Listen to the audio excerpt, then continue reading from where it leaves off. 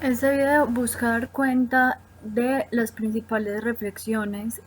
presentes en el artículo Menos mercado igual familia, bienestar y cuidados en el Ecuador de la Revolución Ciudadana, escrito por Analia Minteguiaga y Gemma Guasart González, y en el que se preguntan cómo se configuró el régimen de bienestar en el gobierno de Correa entre los años 2007 y 2012, que corresponden pues como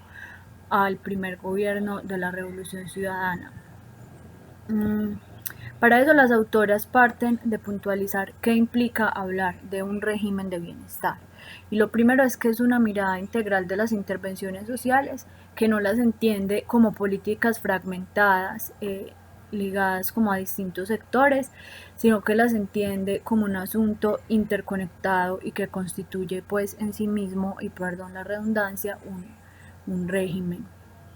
Lo segundo es que hablar desde este enfoque excede aproximaciones cuantitativistas que se quedan en la cuantía de cuánto se gasta, cuáles son las coberturas o qué prestaciones se brindan. Esto no quiere decir que esto no se haga porque igual es información pues relevante, sino que no es simplemente esto, ¿cierto? Hablar desde este enfoque también implica pensar que no solamente lo público estatal produce bienestar y cuidado, sino que también deben tenerse en cuenta otros ámbitos de provisión como el mercado, la familia y la comunidad. Y no se pierde de vista que el objetivo investigativo último, más que describir el régimen de bienestar, y ya es como dar cuenta de cuál es el modelo de sociedad que se edifica con tales intervenciones y cuáles son sus efectos particulares. Para esto las autoras pues como que desarrollan el texto en dos momentos. En el primero hacen un debate contextual teórico y metodológico centrado en las teorías europeas y latinoamericanas alrededor del bienestar, y en el segundo momento evalúan el régimen de bienestar ecuatoriano de este periodo a partir de dos dimensiones: la desmercantilización y la desfamiliarización de la política social, o más bien cuál es el potencial desmercantilizador y desfamiliarizador de estas acciones que llevó a cabo el gobierno en este periodo. Dentro de las aproximaciones al bienestar, las autoras mencionan que es un concepto que ha tenido aproximaciones desde tres frentes: la economía política, el neomarxismo y la sociología comparada, y mencionan como uno de los trabajos seminales el de Spin Andersen, que rompe como con esa idea neoliberal que asume que los servicios públicos son asuntos que debe asumir pues o que asumen el mercado, y les devuelve como ese papel en la garantía de derechos sociales, ¿cierto? Entonces en últimas desmercantiliza a los ciudadanos respecto del mercado. Y se pregunta cómo las actividades del Estado se entrelazan con las del mercado y la familia justamente para garantizar estos derechos sociales, ¿cierto? Um,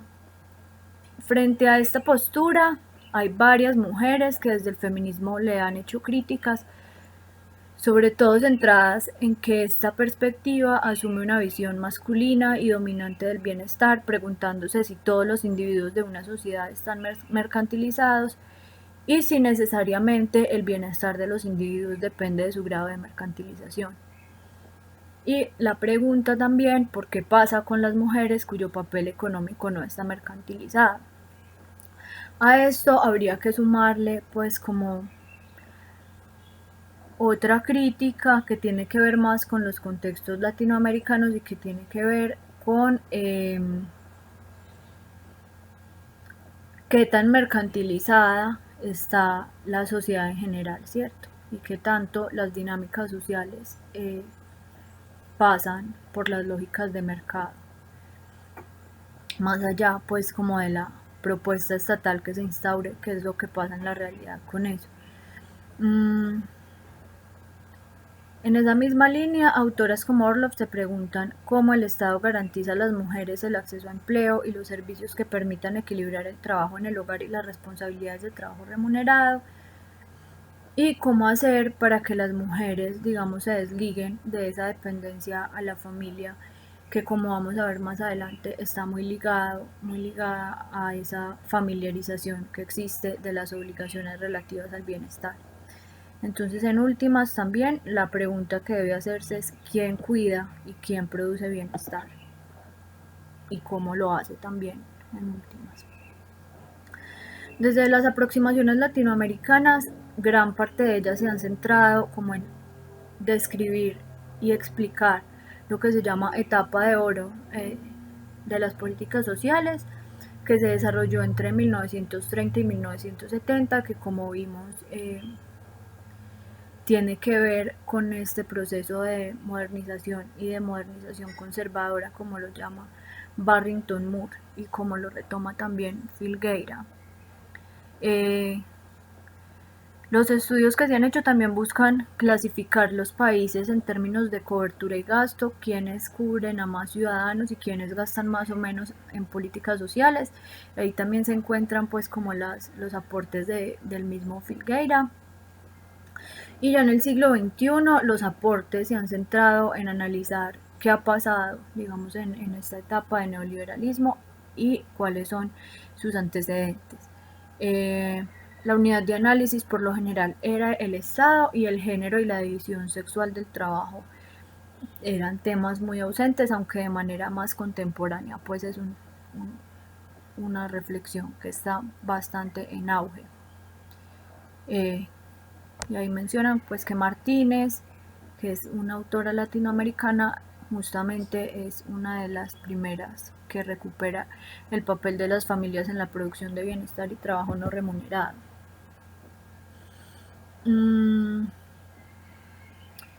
Después de esto, las autoras muestran cómo distintos estudiosos han dado cuenta de el régimen de bienestar ecuatoriano antes de la Revolución Ciudadana. Entonces menciona, por ejemplo, que Filgueira lo caracteriza como un régimen excluyente, con un sistema elitista de seguridad social, un sistema educativo dual, es decir, público-privado, con las implicaciones que eso tiene pues, en términos de calidad, unos niveles de pobreza en términos de ingresos de más del 50%, pocos programas básicos de seguridad social. Esto inscrito en lo que Evans llama estados predatorios, que son aquellos estados cooptados por las élites y que son usados como un botín del que se extraen recursos, pero donde no se invierte en políticas para los ciudadanos, con una estructura social heterogénea, ¿cierto? Con amplias divisiones étnicas de clase, de los entornos urbanos rurales, entre otros, con poca intervención estatal y poca participación ciudadana, asignada pues la que había por dinámicas de clientelismo y patrimonialismo. Barba reproduce pues una idea similar, ¿cierto? También menciona que el Estado ecuatoriano era, al menos hasta antes de la Revolución Ciudadana, un Estado excluyente. Se centra en el contexto neoliberal, mencionando que en este contexto hubo un aumento de la precariedad laboral y descenso en la cobertura de seguridad social, muy bajos niveles de gasto social y alta concentración de la riqueza, lo cual redunda también en altos niveles de desigualdad. Martínez habla de la existencia de un régimen informal, o sea, menciona que la gran mayoría de los ecuatorianos tienen trabajos informales, lo cual tiene pues implicaciones directas en el acceso que puedan tener o no a la seguridad social, teniendo en cuenta que la seguridad social en América Latina sobre todo ha estado muy ligada justamente a la formalización laboral. Y en ese sentido hay un régimen familiarista pues que se deriva de que existen arreglos familiares y comunitarios para la provisión de bienestar. Hay un importante papel de la familia en el manejo de riesgos sociales y en últimas la autora menciona que hay un familiocentrismo con estados y mercados débiles, ¿cierto? Así caracterizaba el régimen de bienestar antes de la Revolución Ciudadana. Aquí empieza pues como la segunda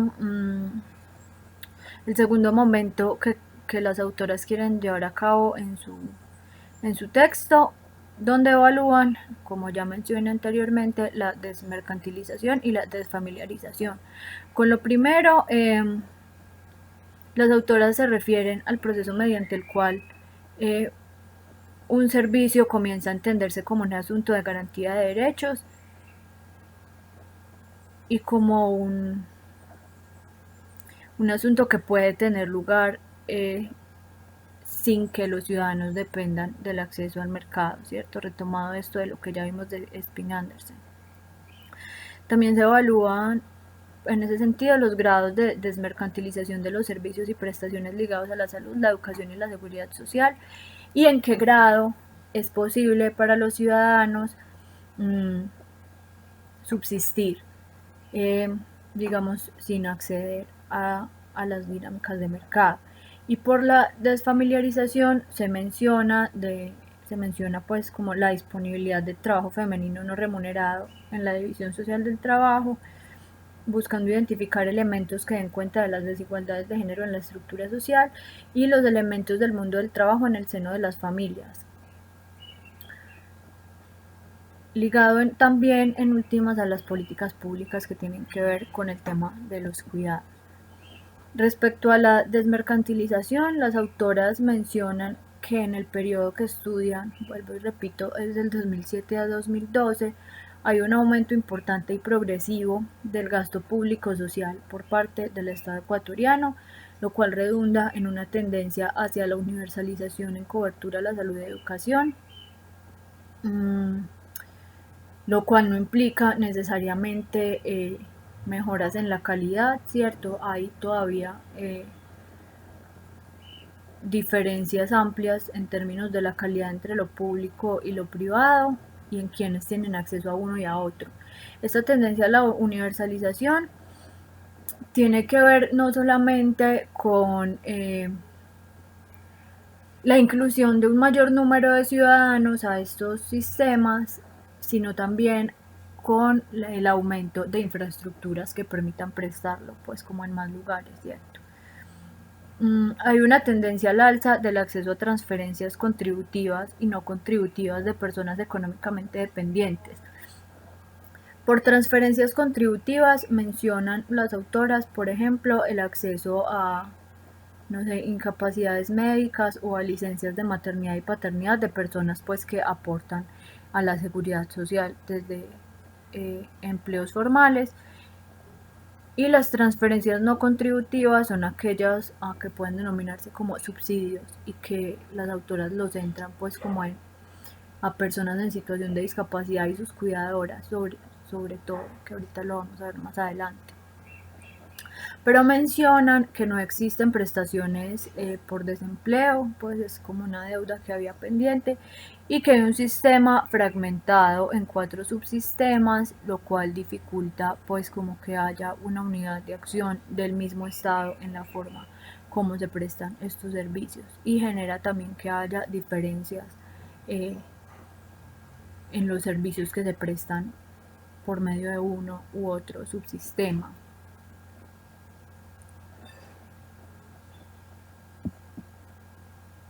En términos de la desfamiliarización, las autoras parten de decir que no ha habido modificaciones relevantes en los indicadores que miden las brechas de género y lo explican quizá por la debilidad de las intervenciones públicas en este sentido. Es decir, para ellas el Estado ecuatoriano, al menos en ese periodo específico, no se preocupaba de manera muy específica por generar políticas e intervenciones que buscaran pues como mitigar o disminuir estas brechas. Hay altos niveles de informalidad laboral femenina, que como ya vimos pues Ecuador es un país altamente informal, las mujeres son aún más informales que el promedio de personas económicamente activas, y eso está pues como bastante ligado a lo que ya mencioné también, que es el modelo de seguridad altamente laboralista, lo cual hace que muchas mujeres no puedan, al menos de manera independiente, es decir, no por medio de sus parejas, sus hijos o sus familias, acceder a seguridad social. se reproduce todavía la lógica de la división sexual del trabajo, en donde los hombres se dedican al trabajo productivo y las mujeres a los trabajos reproductivos y de cuidados. Y cuando no ocurre eso, lo que ocurre es que en mayor medida las mujeres mantienen una doble jornada, es decir, además del trabajo productivo dentro de la esfera laboral, formal o informal, llegan a sus hogares a cumplir labores de cuidado y bienestar, no solamente para ellas, sino también para el resto de la familia, ¿cierto? Lo cual implica mucho más tiempo de trabajo que no es reconocido, no es pagado, no les brinda pues como mayores beneficios en términos económicos y sociales. Hay una falta de políticas y programas que colectivicen y digo yo también comunitaricen o estatalicen los cuidados, es decir, todavía esto recae mucho en la familia y más que en la familia de manera específica en las mujeres, aunque ha habido algunos avances o hubo algunos avances en este periodo en acceso a programas para la primera infancia, aunque mencionan también las autoras que muy pocos niños pues fueron como beneficiarios, pero se fortaleció la capacidad institucional para hacerlo por lo menos. Y hay poca profesionalización de cuidadoras de personas en situación de discapacidad. Mencionaban las autoras que hubo programas que buscaban justamente eso, pues como capacitar a las casi siempre mujeres que cuidan de personas en situación de discapacidad para que hicieran mejor su trabajo, pero digamos que eso en últimas está reproduciendo esa lógica de que es la responsabilidad de las mujeres, de las familias, quedarse asumiendo estos roles de cuidado. La conclusión en últimas para las autoras es que el régimen de bienestar de este primer gobierno de Correa se puede caracterizar como un régimen de menos mercado y más familia. Hay unas diferencias importantes con el enfoque neoliberal, aunque todavía, según ellas, hay lógicas diversas y contradictorias que no permiten consolidar una tipología definitiva de qué es lo que fue la política social de ese momento. Frente a las dinámicas de mercantilización ha habido pues como disminución de esas dinámicas que tiene que ver con lo que ya mencionaba, aumento del gasto público en política social, coberturas y prestaciones de derechos sociales, aunque se mantienen todavía muchas mujeres en estado de premercantilización o están muy familiarizadas, ¿cierto? Todavía son responsables de los cuidados y el bienestar o dependen de sus familias para acceder a la seguridad social. Lo cual pues tiene que ver con la que yo mencionaba anteriormente, que son esas lógicas familiaristas del cuidado. Hay un debate en torno a la calidad de los servicios públicos y cómo se logra, o si es necesario también, porque la pregunta viene de más atrás, lograr que no haya tantas diferencias en términos de la calidad de los servicios que prestan los entes públicos y los privados. No hay cambios estructurales en los sistemas de transferencias contributivas y no contributivas, aunque ha habido pues como un aumento de quienes son beneficiarios, no hay cambios estructurales en la lógica que mantenían. Y en últimas eso, el régimen de bienestar ha tenido unos altos índices de desmercantilización, pero no de desfamiliarización. Ante esto, pues hay como algunas preguntas ahí que dejo para la discusión y es, uno, ¿dónde entra lo comunitario en la ecuación? Si bien Spin Andersen y luego Martínez mencionan lo comunitario como un espacio o un ámbito donde también se desarrollan el bienestar y los cuidados, en la evaluación que hacen estas autoras eso no aparece y sobre todo me parecería a mí importante ver esto en el contexto ecuatoriano ligado pues como a las nacionalidades indígenas y toda la organización comunitaria que hay ahí detrás. ¿Qué dice este asunto de que no se ataque la desfamiliarización de las comprensiones que se tienen del papel de las mujeres en la sociedad ecuatoriana y desde el Estado mismo? Es decir, que pensaba el Estado y en particular el gobierno de Correa de las mujeres y por qué no, digamos, atacó esas desigualdades con más fuerza, qué lógicas se quieren romper o qué lógicas se reproducen a partir de, de la implementación de este régimen y de la toma de esas decisiones. Y la última pregunta es hacia dónde deberían virar los regímenes de bienestar con el contexto actual de pandemia, ¿cierto? ¿Cuáles son los actores y de qué forma los ciudadanos podrían acceder a esto? Y ya, esa es toda la exposición.